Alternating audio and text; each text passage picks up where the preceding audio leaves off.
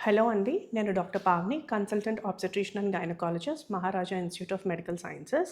ఈరోజు మనం ఈ వీడియోలోని ట్యుబెక్టమీ ఆపరేషన్స్ గురించి మాట్లాడుకుందాం. ట్యుబెక్టమీ అన్నది ఆడవాళ్ళలో చేస్తాము. ఇదొక పర్మనెంట్ ఫ్యామిలీ ప్లానింగ్ ప్రొసీజర్. ఇందులోని మనం 2 ట్యూబ్స్ ఉంటాయి ఆడవాళ్ళలో యూట్రస్‌కి పక్కన. సో, ఆ రెండిటిని బ్లాక్ చేస్తాము. సో, అది లాప్రోస్కోపీ ద్వారా చేయొచ్చు, ఓపెన్ ప్రొసీజర్ ద్వారా చేయొచ్చు. రెగ్యులర్‌గా మనకి పేషెంట్స్‌కి డౌట్ వచ్చేది ఏంటంటే, మేడం లాప్రోస్కోపీ బెటరా? ఓపెన్ సర్జరీ బెటరా? అని అడుగుతూ ఉంటారు. డెఫినెట్‌గా what we say is laparoscopy is better. ఎందుకంటే అది simple procedure, safe procedure. Morning admit అవుతారు, ఈవినింగ్ డిశ్చార్జ్ అయిపోతారు. ఫాస్టర్ రికవరీ ఉంటుంది, లెసర్ బ్లడ్ లాస్ ఉంటుంది, పేషెంట్ కి పెయిన్ అనేది ఎక్కువగా ఉండదు.